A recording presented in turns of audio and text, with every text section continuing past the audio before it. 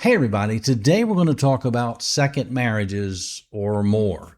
When it comes to estate planning, it's important to consider all the complexity that our past has that we bring with us into these new relationships. So let's get started.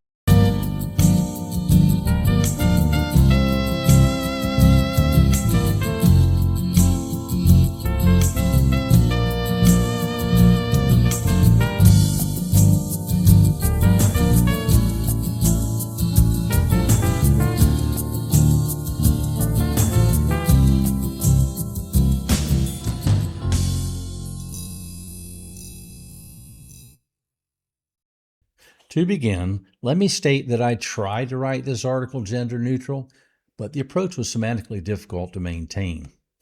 The information presented here applies to any gender or spouse. Regardless of the number, when a marriage takes place later in life, a person automatically brings to the union a larger past, and the impact of those factors are the issues we will discuss here. For some people, their lives unfold like a book. They marry their childhood sweetheart, develop successful careers, raise fine children, retire to their dream location, and live happily ever after to some ripe old age. For many others, this is not their experience. With a divorce rate of over 50%, it's obvious that at least the lifelong marriage part of the scenario is not what occurs for most people. Beyond the bliss and the romanticized vision of finding your soulmate, marriage is a contractual arrangement where two people willingly combine every aspect of their lives, both personal and financial. All of this is wrapped in an emotional blanket, which for a time seems to shield us from reality, but often leads us to make poor choices. Unfortunately, when a marriage ends, this personal aspect can also cloud judgment and create a less than objective approach in the settlement. Regardless of how you got here, if you're contemplating a second marriage, there are a lot of things to consider before you make that move. If you're already there or you're on number 3 or more, the issues and the need to address them are similar, just more complex. How a previous marriage ended can make a difference. Some marriages end peacefully with a civil separation and a simple division of assets. The contested ones pit opposing attorneys to see which one can win the most for their client. The longer a marriage lasts, the more intertwined the pieces of the puzzle that have to be unwrapped. Ironically, a divorce decree often concedes that equitable distribution is not always equitable. If you have children from a previous marriage, you will always have some kind of connection with your ex. If both you and your new wife have children, then things get more complicated.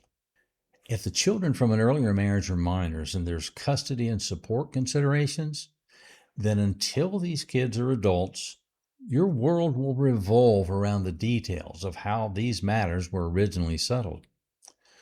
Once your offspring reach majority age, the situation merely evolves, and you and your current spouse have to figure out how to start an entirely new process of sharing the lives of your adult children and your grandchildren with your ex-wife. For simplicity's sake, let's assume you figure out all the logistical aspects of managing your new blended family situation and you're ready to rework your estate plan.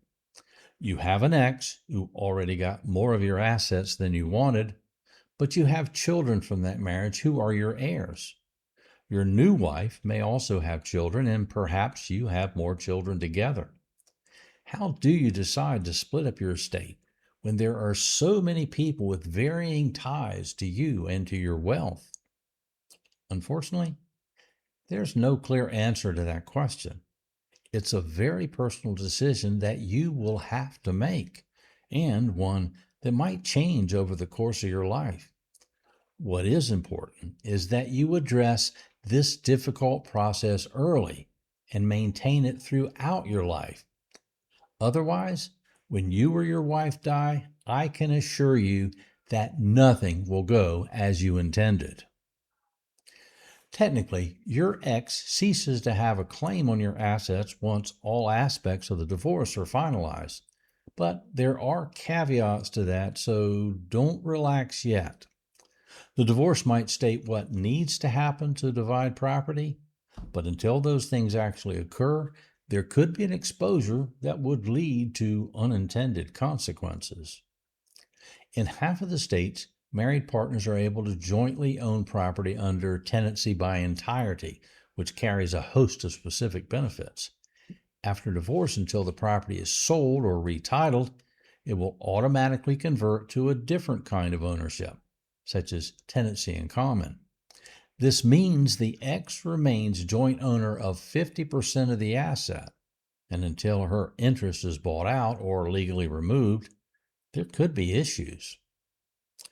The divorce documents should provide protection for this interim period, but if not clearly stated, it could give opportunity for a challenge. The divorce documents should also address changes in valuation that occur after the divorce, but before the settlement is finalized. Again, if those documents are not clear on this point, the ex could claim a higher payout if the asset increased in value, or she could demand full payout even if the value is dropped. If you have legal documents in place which still name the ex as an heir, in some states, if you don't change that, she will retain a valid claim against your estate. Some states have enacted laws which preemptively assume you meant to write that ex-wife out of your will. To be safe, update all your legal documents as soon as you divorce and again when you remarry so there will be no surprises. If you have life insurance, financial accounts, or trusts which use beneficiary designations, those must be changed. Since beneficiaries are not part of a will, it has been upheld in courts that these methods of distributing assets are primary, and the individual named at the time of death is entitled to receive that benefit regardless of what the will says. It may sound like a built-in trap, but the logic here is that a person can leave anything they own to whomever they want, even if it doesn't make sense to survivors. So the assumption usually stands that documentation prevails over implied or assumed intent. Beneficiary designations of all kinds are always superior, even with contradictory evidence in lesser documents. Wills only apply to the probate estate. This is why every facet of your estate needs to be carefully considered and the documents well written by a highly experienced estate planning attorney. When your ex is part owner of a business interest with you and you have yet to buy her out, she remains in control of whatever rights are attached to her share of ownership after the divorce is finalized. In a corporation, if she's able to align with other shareholders to vote in a majority, she can outmaneuver you and take control of the company.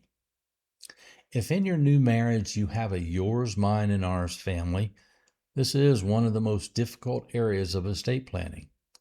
You might see all your children as the same and want to treat them equally. In these situations, there's always the parental perspective that you and your spouse hold, but each of the children have their own expectation of what is right for them. There is no way you can anticipate how they will individually respond to the way you divvy up your assets. How they got along prior to your death is not a good indication of how they will react once you are gone and your wealth is on the table. When deciding how to leave your assets, many choose to kick that can down the road and simply leave everything to the current wife and let her deal with it. This is a cowardly move and the most dangerous one you could take. Besides shirking your responsibility, if you die and she remarries, your lack of action ensures that your entire estate leaves your family line and goes to her, and eventually her children, or to the children of her new husband. It's very likely in this scenario that your children from before her will become disinherited. There are easy ways to fix this issue, but not with a will. By nature, A will distributes assets to named heirs as soon as they're released by the probate court. If you want or need more control over distribution, there are various types of trust which allow you to manage the process in any way you want over a very long period of time, even after you're gone. There's a specific trust available called a Q-tip trust, which allows your wife to receive support from your wealth for the rest of her life, protect your assets from any remarriage she might enter, and ensure that all of your children still get what you wanted them to get after your wife passes. You can even stage distribution of assets so your children don't have to wait for her to die in order to get some of their inheritance. Making the decisions on how you want to distribute your estate under all possible scenarios is a very intense process and requires a lot of professional guidance to make sure you cover all bases. The transference of wealth from one generation to another is much more than just the passage of assets. It becomes a permanent record of your opinion of your heirs and beneficiaries. The comparisons they will make with what you leave to other heirs, in their mind, will forever establish their place of importance in the family. Remember that you also have a wife that is not their mother in the mix, and they will add her into this evaluation process with any number of prejudices. What you leave to each of your family members is a part of yourself. They each had a personal connection to you, and you had a different kind of connection to each of your important assets. They will measure this last act of validation by your choice of what you leave them. The complex way an heir might measure what their inheritance means to them is unpredictable. If you get it right, you can leave all your heirs uplifted. If you get it wrong, your family could suffer a divide all the wealth in the world could not fix. The choices are yours to make, but rather than risk leaving this very important matter to chance, you need to avoid the surprise approach and manage the way your family learns the details of your plans. There's only one way to effectively do this: a family meeting. I suggest you first develop the plan that best accomplishes your desires and wishes, but before you finalize it and put it into place, call a family meeting. It's a family business conversation, but make it enjoyable and meet at some place where everyone can feel relaxed. In case you have family members that don't want to be around other family members, you might need to have this meeting several times. When you take time to reveal your distribution plan to all your family, while you are able to personally explain the reasoning behind each of your choices, you create the best scenario for them to accept your wishes. At this gathering, let them openly ask questions, express their concerns, and offer suggestions. Be willing to entertain some modifications with their help. Your family wealth is like a business, and you're the CEO. They are board members and stakeholders, so they matter. Taking the time and trouble to hold a family discussion about your estate plan while you are alive helps to reinforce each person's sense of importance to you and confirms their value to the family apart from their inheritance. By having this discussion together, it also establishes open communication between them in a way that hopefully will survive you. You spend a lifetime building your family and accumulating your wealth. Don't risk losing both the moment you pass. Your legacy requires action, so get to work.